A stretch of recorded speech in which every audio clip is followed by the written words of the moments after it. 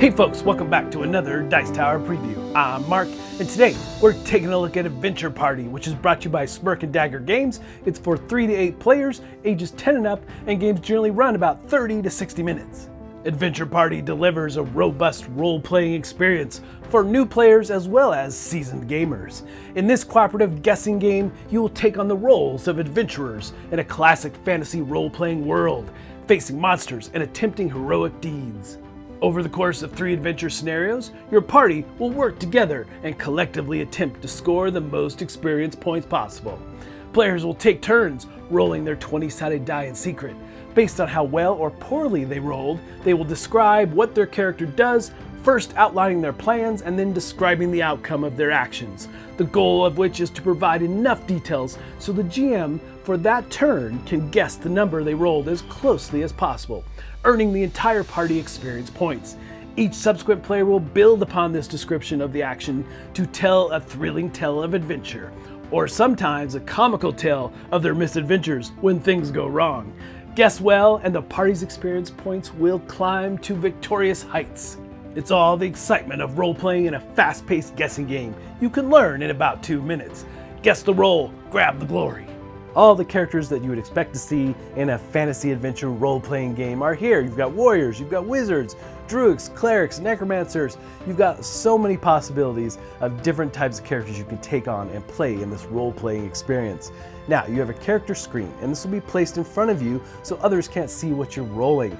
And these screens are fundamentally the same, different artwork obviously, and a little descriptive text about your particular character that you've chosen.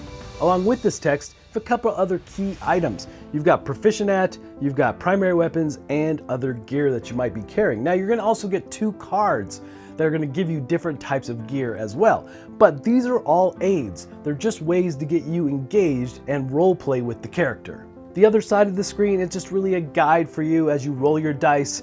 You'll have obviously 20 is going to be the best possible outcome versus 1 being the worst possible outcome. So these are just guides again to aid you in role playing this character and what you're doing. So if you roll something close to a 20, you might say I pull my axe and I just level the playing field. Or if you rolled something close to a 1, you're going to be like I pull my axe and it goes flinging in the air, giving the GM some sort of indication of how well you rolled so they can guess. So it does come down to guessing, but you will be role-playing what happens in the adventure. And you're going to be using the adventure scenarios. Now, depending on the game length, how long you want to play, you have 3 different options here. So first you have a full campaign with just 3 cards. Then you can do 2 cards for more of a skirmish, and then a single card for an encounter. And just depends on how long you want to play. And all of these cards, I have 30 in total here, are fantastic. Amazing adventures, role-playing all these different characters, and how you engage with the system. Now, the thing is, they suggest a couple or 3 different cards to start with for the campaign. So, Dragon's Breath, Riddle Room, and Rescue the Princess. So, taking a closer look at Dragon's Breath, you'll see on the back side of the card, it has a narrative, and that's where you begin. The battle against the ancient dragon has been horrific. 2 of your hired hands are dead, another critically wounded, but the dragon's wounds are at last taking their toll. A seething fire boils up from the dragon's chest, up into its throat, as the dragon prepares another cone of hellish flame to rain down upon you. One of the party struggles with their weapon, distracted, and becomes the unknowing target of the dragon's breath. Unless you act quickly, what do you do? So, once the GM reads that adventure story to the players, the player on his left will have to start or continue the journey through this particular adventure. Every player will get an option and a turn to move through this adventure scenario card. Then the player on his left is going to roleplay their character. So what does that mean? Well, you're going to take into account all the things that you have in cards and the description of your character and what your dice roll was. So let's say you rolled a 19 and you have the Berserker. Maybe you pulled 2 axes and you plunged them deep into the dragon's heart, giving the GM and the other players a clue about how well you actually did in your dice roll. Then the GM gets to ask 1 qualifying question before any guessing takes place. The other players are going to get to guess as well here. So behind their screens, they're going to pick the value on their dice that they think the adventurer rolled. The GM is going to ponder what was said, and then they're going to announce their guess. The GM is after experience points for the party. Each individual player is after glory points. However, glory points don't really impact how well you did in the overall campaign, but those experience points do. So you hope the GM is on target. If the DM did guess correctly, they'll get 5 experience points for the party. And for every number they are away from that, we'll reduce it by 1.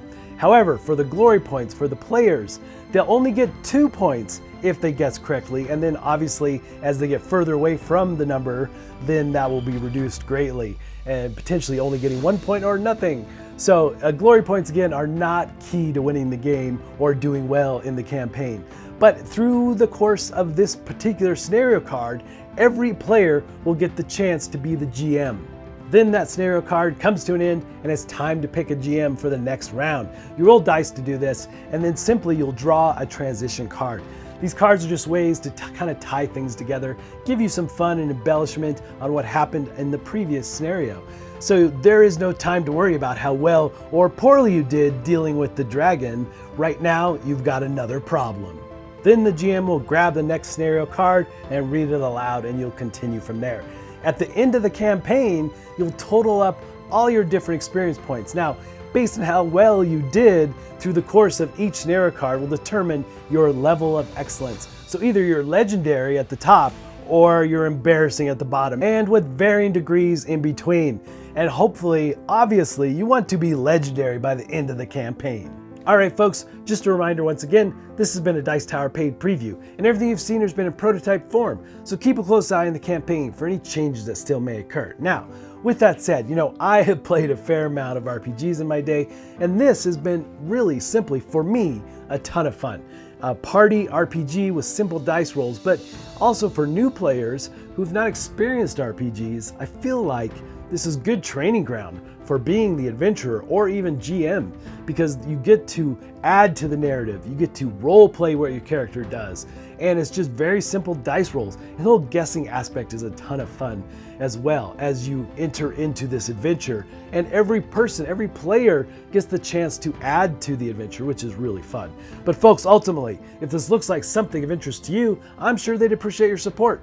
So I think that's it for me, and until next time, we'll see you at the table.